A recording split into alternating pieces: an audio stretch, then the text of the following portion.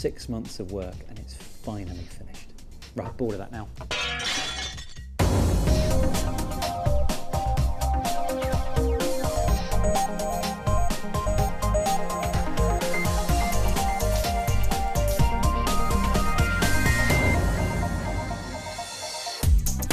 We're living in throwaway times, but this week on Click, we're turning mass-produced rubbish into personalised paraphernalia to find out if we'd value our stuff more if we had a hand in designing it ourselves.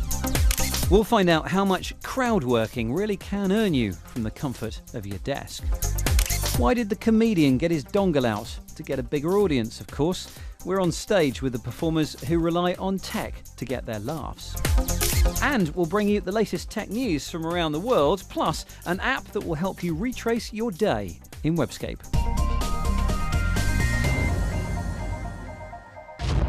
Welcome to Click. I'm Spencer Kelly. We've all got used to products which are as cheap as chips, put together in some far-flung factory and then shipped around the world to a high street near you. But what if, instead of choosing from a catalogue, you helped design it? Thank you, Chris. Nice catch, by the way. That's what producers are really used for on the programme. What if you could change the design, share it? And what if instead of ordering a delivery, you could 3D print it at home? Would it change how much we value our stuff? David Reed reports on what some designers are calling the new industrial revolution.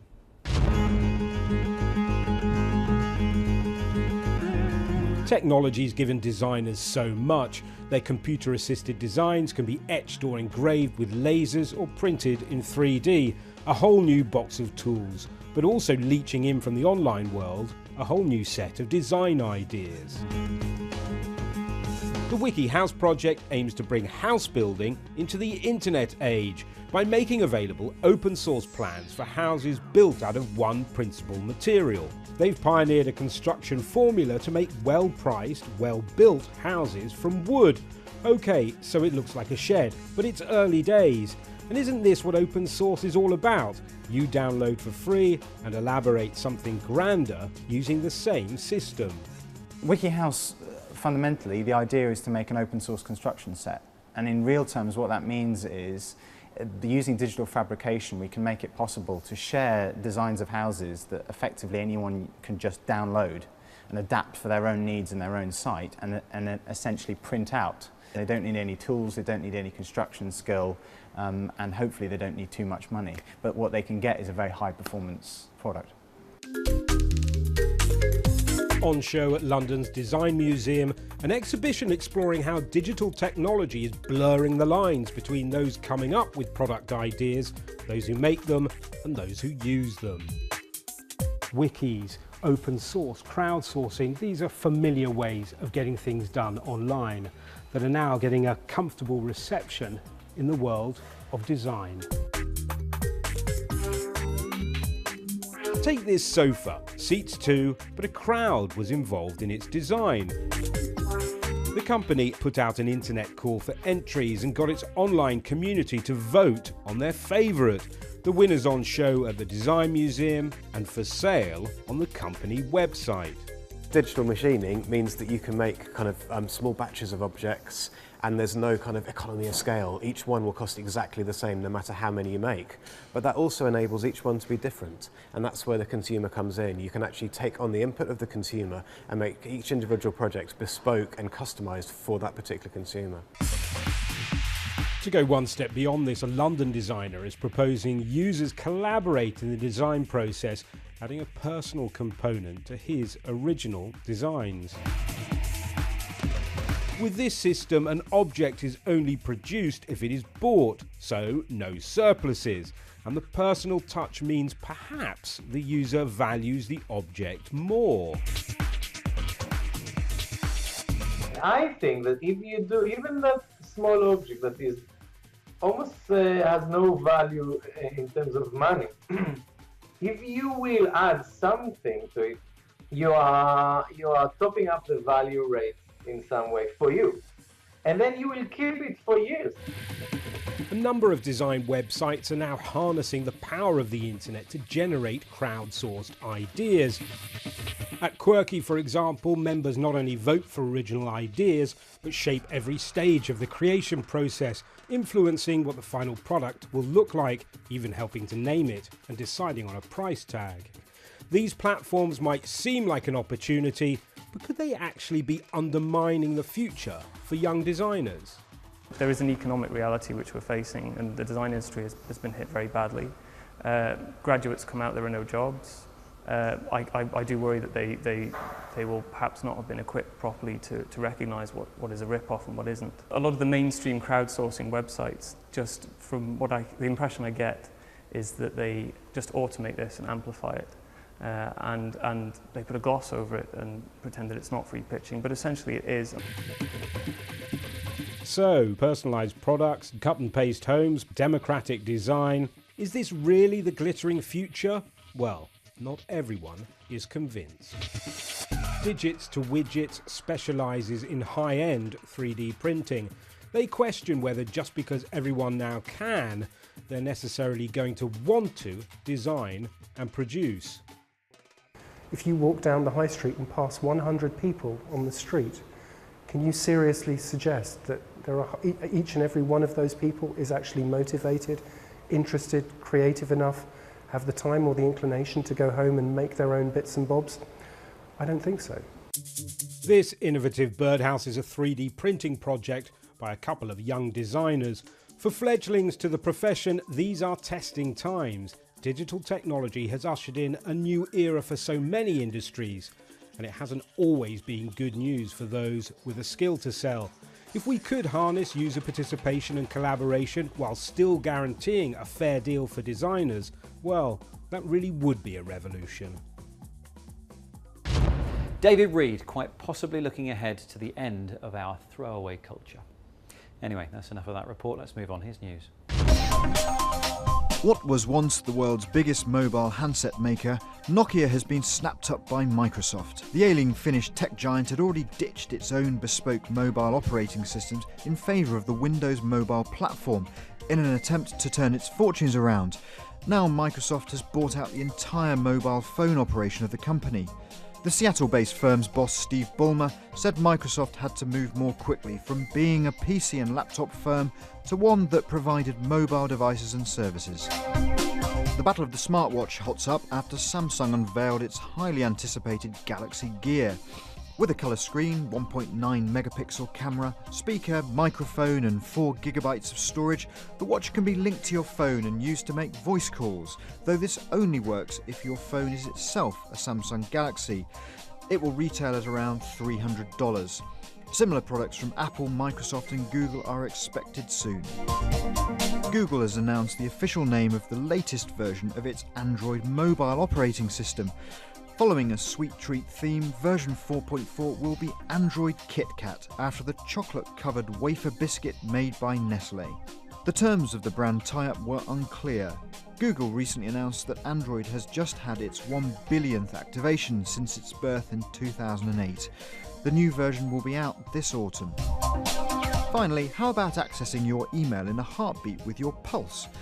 Californian startup Bionim has revealed a wristband that recognises your electrocardiogram, effectively the unique elements of each person's pulse, when they place their finger on the sensor. Its makers say it's as effective as fingerprint scans but harder to fool. The bracelet then uses low-powered Bluetooth to tell a dedicated app that it is indeed you, so you can log in. Bionim says it could be used to replace ID cards or house keys.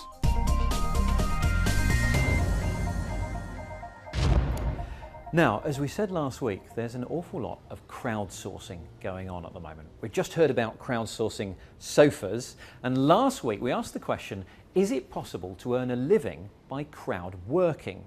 In fact, we set LJ Rich the challenge of spending a week picking up casual crowd work that she could do at her desk. Her earnings would go to charity, and this is how she got on. I'm not averse to a bit of hard graft, but how hard can it be to earn money through a computer? So, first day at work, look sharp, time to sign up with a few sites. I've decided on 2 rules. First, any cash I do earn will secretly go to charity. And second, I don't want to be earning money online for something I don't want to do on daytime television. First up, Inbox Pounds, a site providing surveys and odd jobs to casual clickers. Nice, a full £1 bonus for signing up. Answering a 15-minute survey about an advert gets me 25p. Next, watch a video, 1p. Liking Samsung on Facebook, 1p. Yes, you heard right, I got paid for a like. I'm not proud. Seems promising, but no cash in hand till I earn £20. Swagbucks is a site offering points, which eventually add up to money, either through PayPal or internet vouchers. Watch videos, play games, earn. A day's casual gaming, searching and video watching earns 102 Swagbucks, which converts to rather less in real money. Next up, castingwords.com. I've joined an army of transcribers listening to audio and typing out the words. Sounds simple enough for a fast typist like me, but just one assignment took me nearly an hour. And to add insult to injury, my promised pay was docked heavily for not fitting house style. I was demoted and can now only review other people's work for a few cents apiece. Other micro-working sites like Amazon's Mechanical Turk pay for so-called human intelligence tasks or HITs. These can be for creative writing, coding and more. Sadly, I couldn't register, but I was able to sign up to an alternative site, Clickworker. First, pass an English test and a creative writing test. Thanks to my 100% score, I've landed a plum assignment. Creative writing for mail-order catalogue entries for tennis clothing based on translated German text. It's comparatively lucrative though, at €1.25 for just over 100 words, though you're at the mercy of the marker, who gives you nothing if they're not impressed. This happened on my last 3 tasks, so much for my 100% score. Finally, I turned to Fiverr.com, a site where the crowd advertises services as gigs for $5. Some services are frankly mystifying. I offered my paying customers the option of poetry, music composing and bad pun headline writing. The inevitable witty friend off Facebook asked me for something virtually impossible, 30 seconds of a Miles Davis-styled piano theme for $5 in 4 days. Oh well, his money's as good as anyone else's.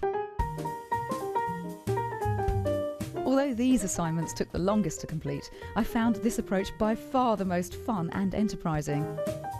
Fiverr.com takes a healthy 20% cut, leaving me with $4. And the payment process is positively glacial, taking 14 days. So, working week over, how did I do? Okay, well, not as much as I was hoping, but with what I've learned this week, I feel there's a real potential to earn a much healthier weekly wage if I did this experiment again next week. But as well as the cost of a connection, workers need fast typing skills, a decent social media reach, or a unique and bankable ability to get these jobs. Sounds like the real world. LJ Rich, who most certainly won't be giving up her day job. However, if you have made it work for you by finding work for you, then let us know how you've done it and indeed what you do. Email click@bbc.co.uk or tweet us at bbcclick. Have you heard the one about the struggling comedian who uses his smartphone to find fame and fortune? It's not that funny. Fortunately, comedian Carl Donnelly is. Now, he's been performing at the Edinburgh Fringe Festival this summer, and we asked him to take us on a tour of the comedy scene to see just how necessary technology is becoming in both building an audience and even in performing the gags themselves. $5.50. And walk straight to the front, look them straight in the eyes and say, you know what?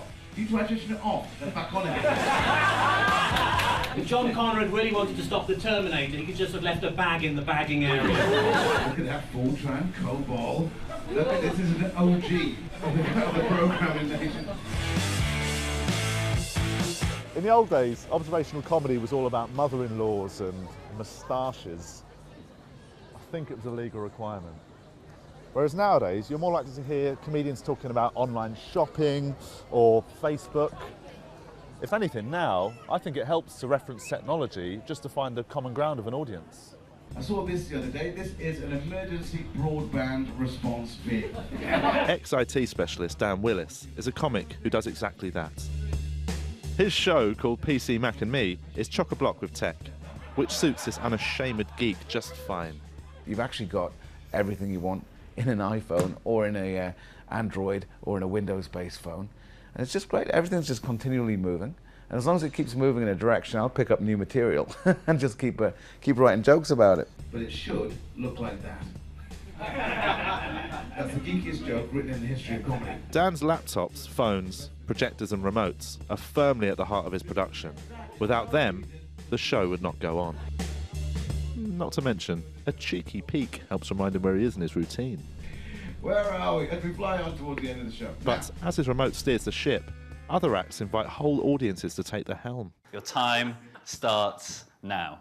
Equipping his crowd with personal controls, Nathan Penlington puts his audience in a director's chair. They alter the show's plot with a touch of a button, which means the length of the performance is in their hands. And if it's not funny, well, they've only got themselves to blame. Well, the audience directs completely what happens in the show, and it's been completely different every day. There are 1,566 different possible shows. Some of those stories are incredibly emotional and kind of takes us on a very different journey. Some are very funny, but it depends entirely on the audience.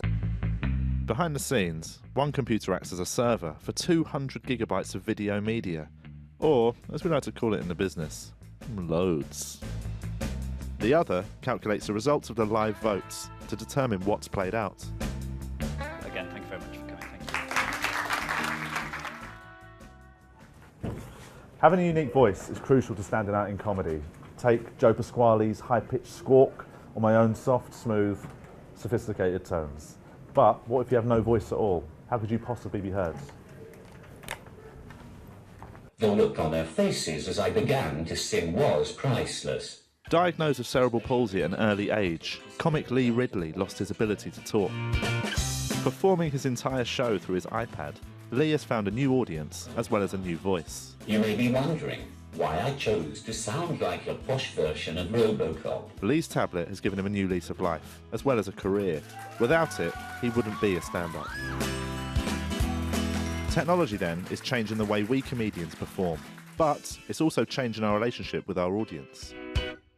YouTube star Bo Burnham and award-winning tweeter Rob Delaney were propelled into celebrity status almost overnight. And I'd just like to state for the record that I am not jealous at all.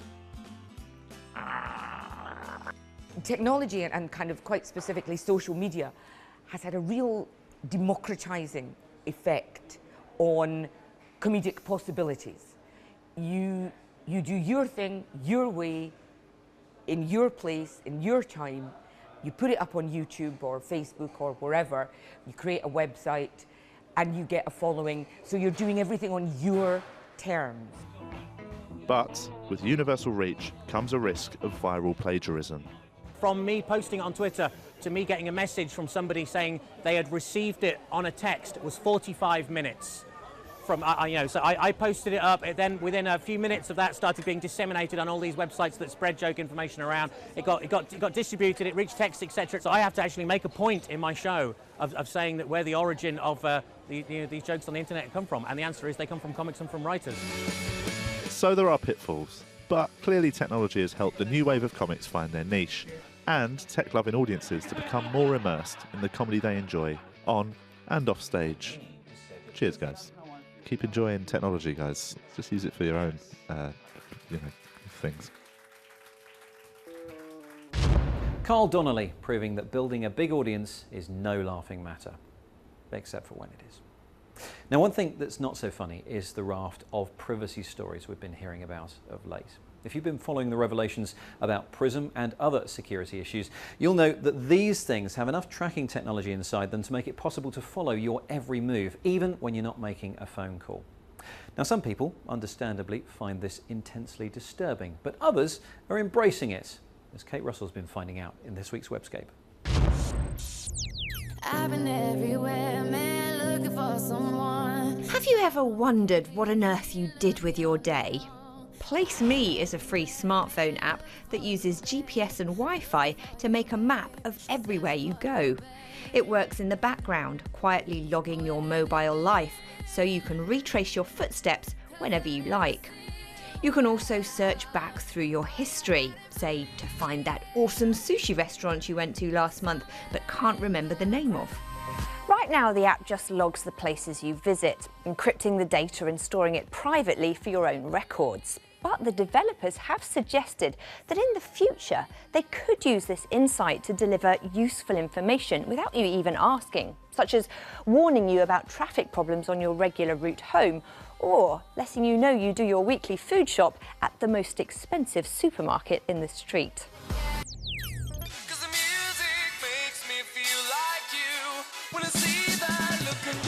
As well as knowing where you go, computers are pretty good at figuring out what you like, with just a keyword or two to work from.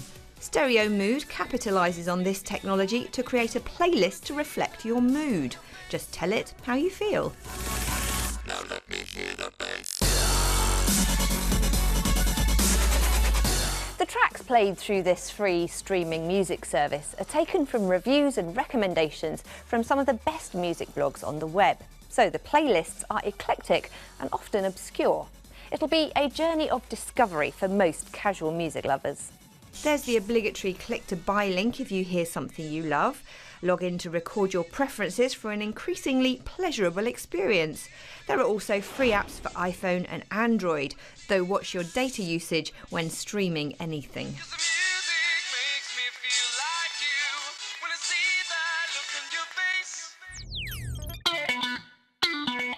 You might hear a lot of talk about viruses and malware, but how are you supposed to know whether your protection is up to scratch without putting yourself in harm's way?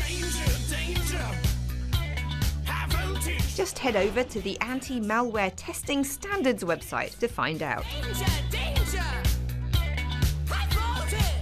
The download files linked on this site aren't malicious, but they've been programmed to appear so by industry standards. So if your computer lets you download them, you need to look at upgrading your security solutions, like your firewall and antivirus software. Google-owned Panoramio, a site that showcases millions of geolocation-tagged photos from an enthusiastic community of amateur and professional snappers, got a big revamp this week, with a focus on enhancing the visuals as you browse through these stunning vistas.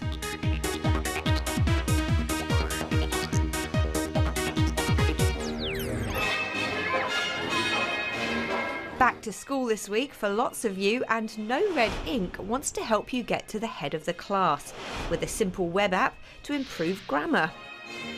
Teacher, teacher. Teachers can register for a class code to track all of their students' progress. Make me the teacher's pet.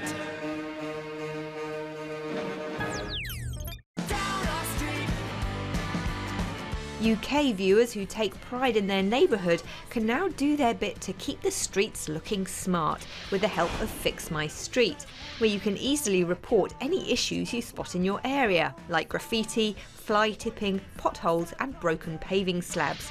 The charity-run site is free to use and will pass your reports on to the relevant council department to be fixed, so that you can get back out into the last of this beautiful sunshine to enjoy your neighbourhood.